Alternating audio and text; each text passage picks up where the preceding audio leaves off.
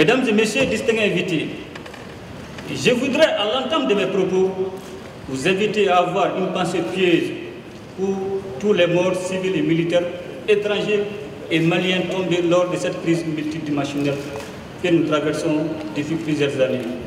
Pour tous ces morts au Mali, au Burkina Faso, dans les Sahel, je vous prie d'observer avec moi une minute de silence.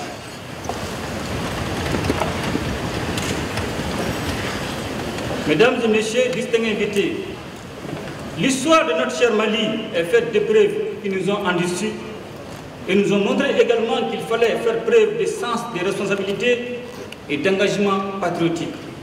Chaque fois que notre peuple s'est dressé comme un seul homme, il a su vaincre toutes les adversités.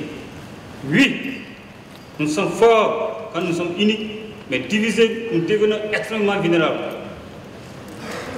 Aujourd'hui, nous avons une responsabilité historique, celle de transcender nos divergences pour sécuriser notre pays, pour préserver son intégrité territoriale et pour créer les conditions d'un développement socio-économique nous permettant d'offrir un avenir meilleur à notre postérité.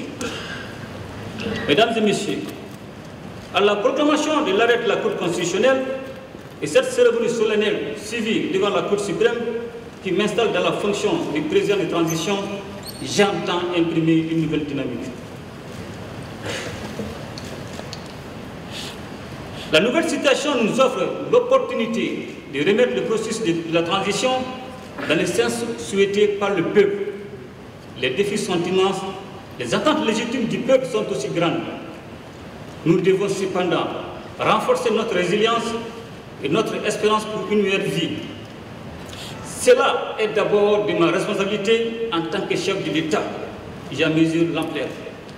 Aussi, voudrais-je vous affirmer solennellement, ici et maintenant, ma ferme détermination à relever ces défis.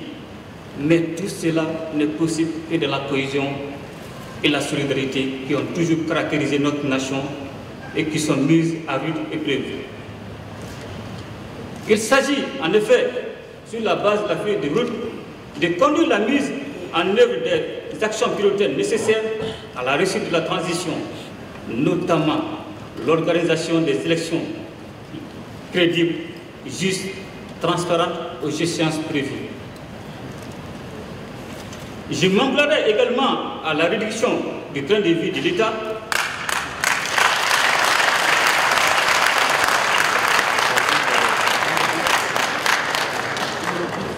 d'ores et déjà, j'ai décidé d'allouer les 2 tiers du fonds de souveraineté du président, soit 1,8 milliard.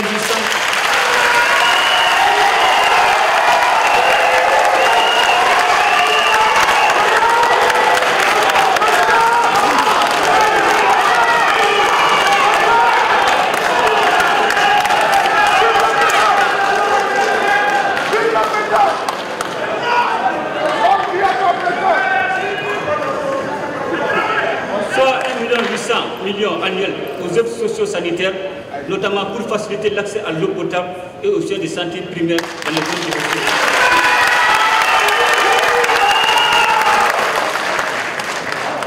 Face à ces impératifs, aucune couche ni aucun groupe ne sera écarté, car le Mali a besoin de chacun et de tous. Mesdames et messieurs, je comprends vos inquiétudes devant les difficultés qui nous assaillent depuis plusieurs années. Comme nous le savons tous, il y a des moments décisifs où se joue le destin d'une nation. La nôtre, éprouvée depuis des décennies, devra trouver les ressorts nécessaires pour répondre et assumer pleinement son destin historique. Ceci est notre devoir de génération, mais c'est notre dette envers les générations futures.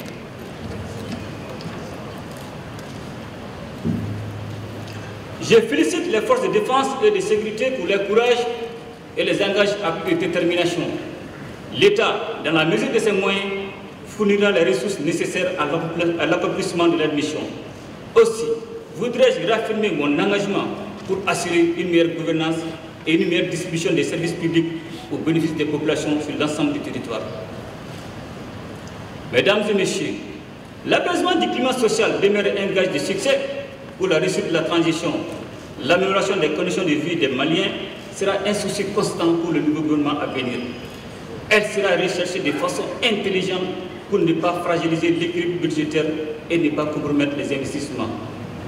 Ainsi, je vais demander au nouveau gouvernement qui sera mis en place d'engager un dialogue franc et sincère avec l'ensemble des syndicats pour une résolution durable de la crise actuelle. C'est l'occasion pour moi d'exprimer ma reconnaissance à l'ensemble des personnes qui bâtissent notre peuple, notre pays, par leur labeur quotidien, chacun dans sa sphère et en sa manière, qu'il s'agisse des paysans, des éleveurs, des pêcheurs, des opérateurs économiques, des artisans, des fonctionnaires, des communicateurs et des légitimés traditionnels et religieux.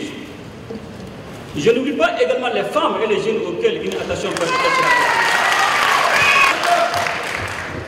Ma conviction profonde est que les filles et les fils de ce pays, dans un élan de solidarité et d'engagement commun, ne pourraient nullement échouer s'ils se donnaient la main, en transcendant les divergences et les contradictions lorsqu'il s'agit du Mali, ces pays qui nous ont été légués par nos devanciers.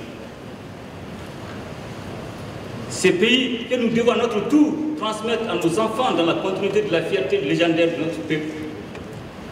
Mesdames et messieurs, le Mali est resté actif au plan international et a bénéficié de la solidarité d'autres pays, particulièrement en ce moment de crise multidimensionnelle.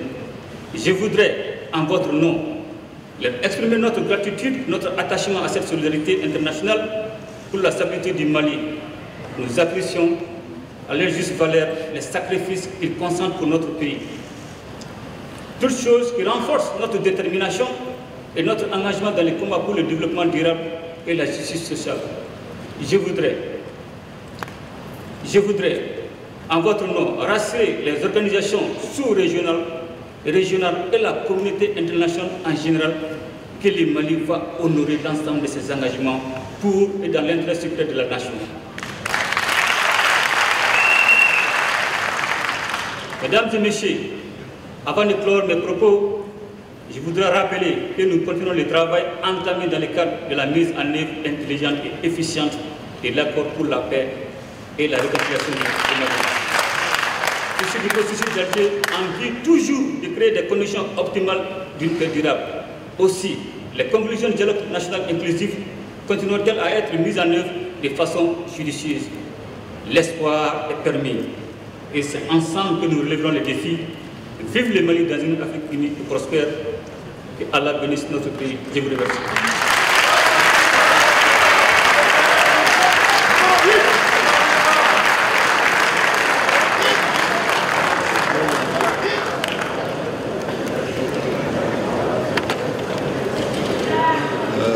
Tout à l'heure, nous invitons les membres de la Cour suprême pour les félicitations et la séance photo.